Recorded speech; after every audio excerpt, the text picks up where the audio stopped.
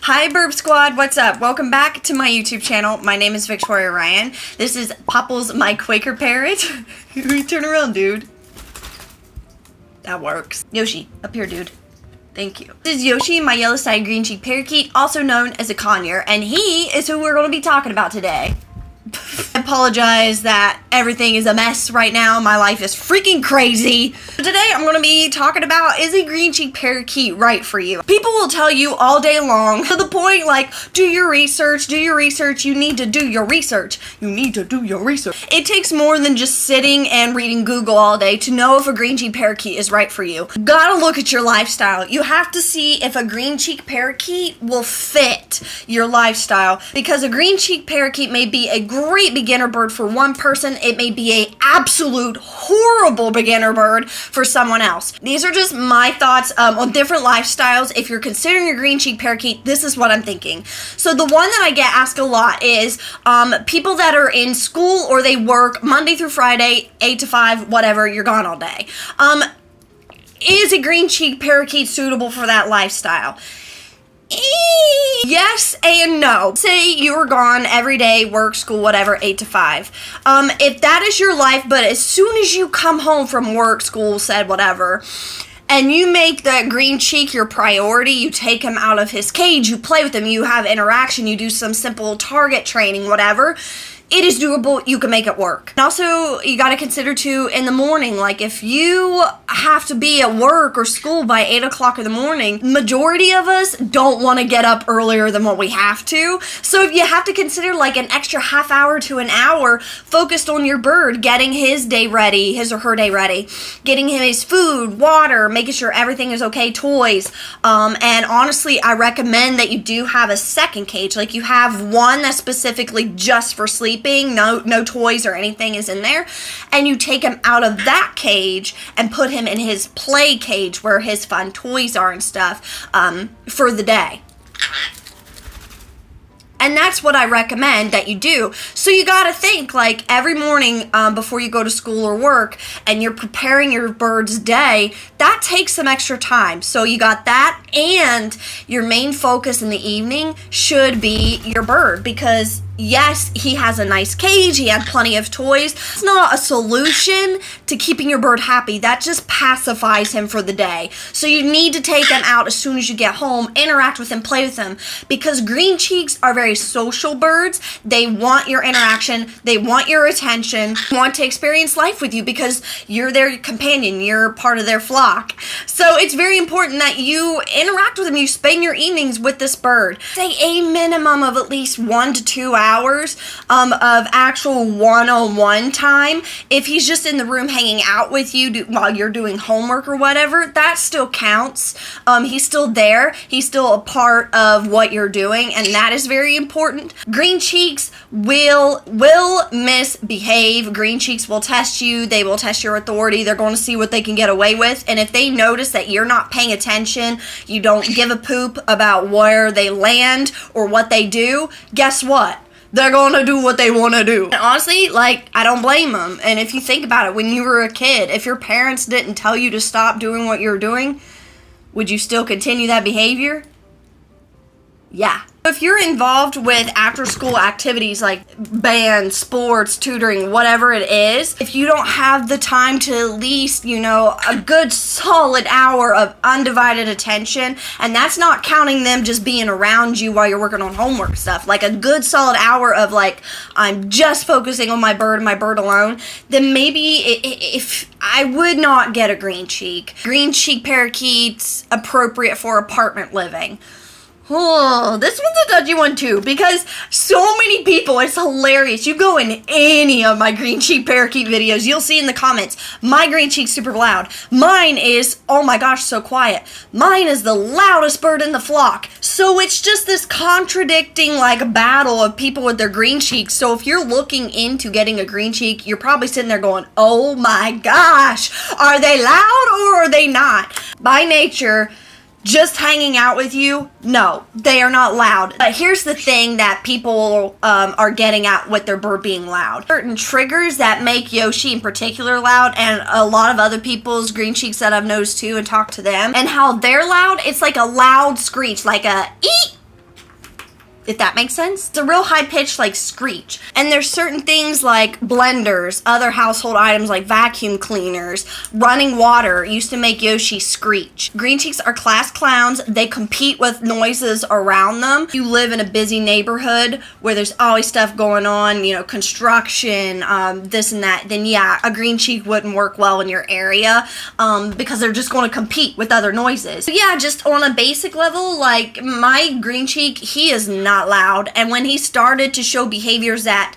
you know, he started to exhibit more behavior of being louder, you know, I worked with him, I trained with him, and he no longer does that. It's actually very, very rare if he does. Just to be on the safe side, so y'all don't like file a lawsuit against me, I say no, don't get one. You think that you can make this work, you live in an apartment that's, you know, semi-busy, but it's not hectic outside, and you're dead set on a green cheek. Well, at least listen to me on these tips. Take this into consideration when you get your green cheek. One, get one green cheek and one green cheek only. And if I find out that you get more than one, I'm a cyber slap you.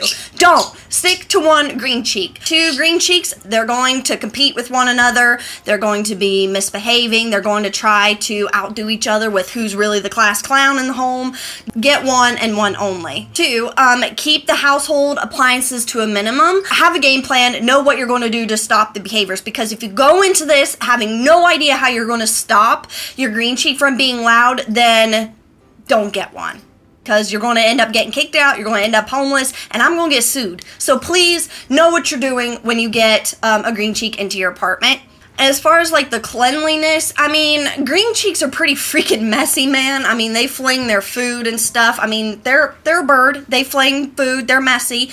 But sometimes people don't realize just how messy until they bring one in. So yes, you've probably seen in other videos of mine, Yoshi is messy. He is way messier than my Quaker parrot, because Yoshi just loves to shred food and fling it all over the place. So consider that too. I know people mainly focus on a green cheek being loud when they think about, you know, oh, will a green cheek work with an apartment? But the cleanliness too is a big deal, especially if you are working all day and you come home and you're trying to focus on your bird and stuff, and then trying to clean up after him too. Like, it's a lot. I know people are always like, oh my god, it's a bird, of course they're messy. Yes, they're messy, but until you see the damage that is done, dude, like, you don't even know. Consider the messiness, consider the loudness, and your environment around you. Will the environment that you live in, will it trigger your bird to be loud? Consider that before you get one. Parents ask me a lot whether they should get their child a green cheek. Is a green cheek appropriate for a child? And, you know, children even message me and ask me too. This one's a touchy one because there is no yes or no for sure answer. To be on the safe side, of course I'm going to say no, because I don't know your child's lifestyle. I don't know the parent's lifestyle. I don't know what your life entails to see if a green cheek will fit, because I don't believe that every single 8-year-old should have a green cheek. Some, oh heck yeah, I've seen some awesome 8-year-olds that can handle a green cheek better than a lot of adults. But then there's some 8-year-olds I look at and I'm like, heck no. It does kind of aggravate me. I get the mindset parents have, but I don't like the approach. Many parents will get their child a bird to teach them responsibility. I don't feel like it is fair to bring in a living, breathing creature in to teach your child responsibility. You know, volunteering at a shelter if you have one near where you live. Even if it's not a bird shelter, find a dog shelter, something with animals to where you and your child can volunteer and actually get into the messy, nitty-gritty, this is how it is working with an animal. Not just the cute walking and cuddling time, but the messy, disgusting part of it. But on the flip side, the most passionate, most loving people that I've seen with birds are kids. They are freaking awesome when it comes to birds. Like, I love talking to kids about their birds because, like, you could just feel the excitement and the love that they have for their animal. So, yes, it's very rewarding for kids to have a bird, but there's also a lot of the things on the flip side that you got to consider too. For parents, this is how I want you to look at it. Go into the mindset of thinking this bird is for my child, but expect it to becoming yours. And if you are okay with that, then yes, take the next step into seeing if a green cheek is right for your child. So honestly, like, if you're just wanting like a for sure, here's a number that I recommend kids looking into getting a parrot as their companion, I would say early teens, like maybe 12, getting ready to turn 13, I feel like would be a good safe number as a kid. But again, I've seen some 8-year-olds that, you know, definitely can handle a bird, but then I've seen 13-year-olds that definitely should not have a bird. So obviously, no, you know your kid better than what I do. Kids, you know yourself better than what I know you. Look at your lifestyle. Think too, is there a possibility that your child's going to get into after school activities? Is your child going to be very social and hanging out with friends all the time? Because if that's the case, you may not be able to provide the enough socialization, attention, and care to a green cheek that they need to live a happy, healthy life. Not that, you know, your friends are the ones that decide if you get a bird or not, but if your friends aren't involved with this bird, if they don't want anything to do with it, more than likely you're going to spend less and less time with your bird because you're naturally going to want to hang out with your friends. And I get it. Obviously, the more people in your life that love birds and want to see your birds, the better. So if your friends absolutely love, you know, the idea of having a bird, they want to be a part of it too, then yeah, definitely consider it, because if your friends are more into the idea, you're going to be more into the idea. It just makes sense, right? So definitely consider that. Let's say if you're retired, it's the same thing. A green cheek parakeet's life expectancy is around 30 years, give or take. So that's 30 years you got to consider. So if you're 50 years old now, 30 years down the road, you're going to be 80, and you never know what life will hold. I don't mean to be like all deep, dark, and depressing, but you just never know. So that's why it's important, if you have family members lined up that you know are going to take care of your birds. And green cheeks are very active. I hate to compare animals to children, but it is a lot like having a feathered toddler. I mean, it is a lot of work, so you got to consider green cheeks are social, they're very messy, and they want to be with you all of the time. Look at your lifestyle. Now look at what a green cheek's lifestyle requires and see if those match. You're kind of playing matchmaker a little bit, you know, match.com. So if they match, well, heck yeah, man, get a green cheek. They're freaking awesome. I love this bird. He's so funny. He's so cool. I mean, like, he's just so much fun to have around. He's goofy. He's hilarious. He dances. He mimics. I mean, he's a clown. I love you, dude. Yeah. He drive me up the wall? Yeah. But he's freaking awesome, and I love my bird. So there's that. So those are the different lifestyles that I get asked about a lot with the green cheek. But if you do have a different lifestyle that you're not sure about if a green cheek would fit, definitely leave me a question in the comments section and ask me. I'll be answering and let you know my thoughts and my feelings on it. For those of you that have green cheeks, good experience or bad, please let us know in the comments, and please let us know to any solutions to behavioral problems that you've tried, whatever. Just give us some sort of idea for new people that are coming in and they're trying to figure out whether a green cheek is right for them or not. That is it for today's video. I hope that it helps some of you. I hope that it makes sense and gives you some direction on whether a green cheek parakeet is right for your lifestyle or not. And that is the biggest thing. Yes, duh, do your research, read different things on Google, watch different videos, but the key thing is looking at the lifestyle of a green cheek and looking at your lifestyle, see if they match. Play a little match.com, farmers only, Christian Mango, I don't care, but match to see if you match well with the green cheek. So that is all that I have for you guys today. If you like this video, don't forget to flap the like button, subscribe to my YouTube channel to become a member of the Birbsquad.